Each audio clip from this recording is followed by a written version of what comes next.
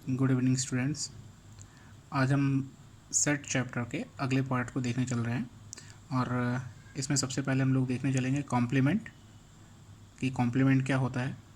तो कॉम्प्लीमेंट का जो सिंपल सा मतलब होता है वो है पूरक, यानी किसी चीज़ को पूरा करने वाला क्या होता है, कॉम्प्लीमेंट होता है। तो आइए देखते हैं कॉम्प्लीमेंट क्या है। तो complement of a set is a set containing all the elements of universal set except the elements of the given set. तो आप ध्यान दीजिए इस चीज़ को, यहाँ पे एक खास चीज़ जुड़ी हुई है और वो क्या है, एक्सेप्ट। ठीक है ना, यानी यूनिवर्सल सेट के बारे में आप लोगों ने पढ़ा इसके पहले कि यूनिवर्सल सेट वो है कि जितने भी सेट्स कंसीडर किए जा रहे हैं उन सब के एलिमेंट कहाँ से होंगे, वो यूनिवर्सल सेट से होंगे, उसके बाहर से नहीं हो सकते हैं। यूनिवर्सल सेट से अगर हम जिस भी सेट के कॉम्प्लीमेंट की बात की जा रही है, सपोज करिए कि सेट ए के कॉम्प्लीमेंट की बात कर रहे हैं, तो ए के सारी एलिमेंट को बाहर निकाल दें, तो जितने सेट बच जाते हैं वो क्या हो जाएंगे, ए के कॉम्प्लीमेंट हो जाएंगे। कहने का मतलब ये है कि ए का कॉम्प्लीमेंट ए को क्या करेगा, पूरा करेगा। यानी ए और ए का कॉम्प्लीमेंट अगर हम दोनों साथ साथ लें तो क्या मिल जाएगा, हमेशा यूनिवर्सल सेट। यानी किसी सेट को उसके कॉम्प्लीमेंट के साथ में लेने पे हमको सारे के सारे एलिमेंट्स मिल जाते हैं, किसके, यूनिवर्सल सेट के, कोई भी एलिमेंट बाहर नहीं छूटता है।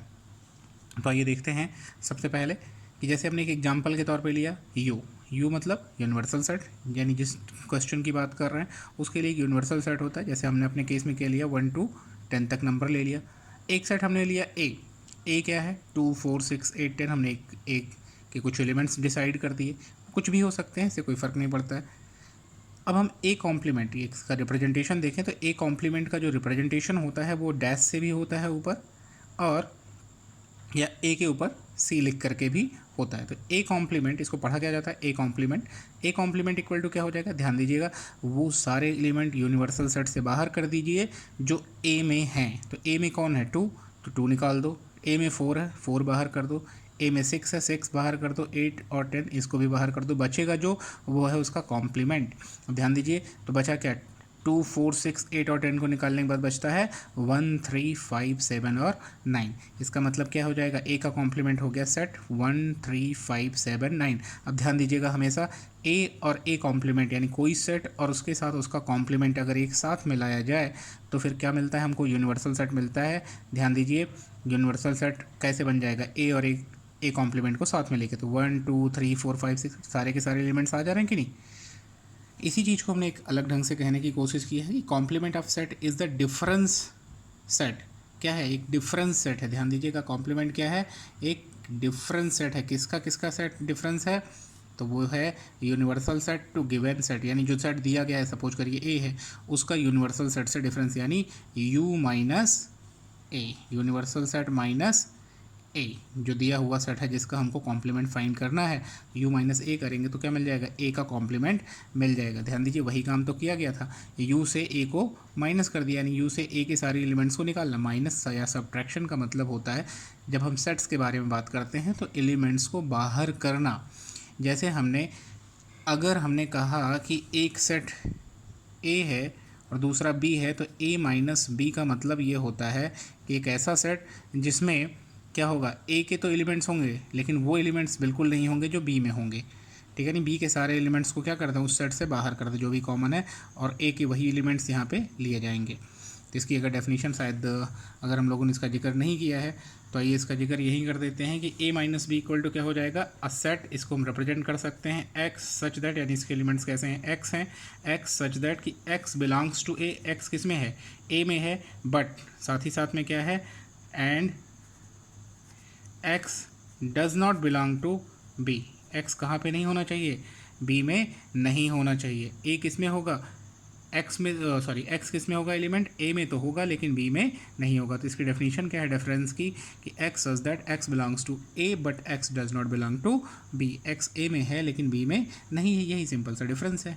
यानी डिफरेंस क्या करना है, जो बाद का सेट है उसको निकाल दो बाहर, इससे ज़्यादा इसमें और कुछ भी नहीं होता है। तो u माइनस ए क्या होता है, ए कॉम्प्लीमेंट होता है, डिफरेंस होता है यूनिवर्सल सेट के साथ में।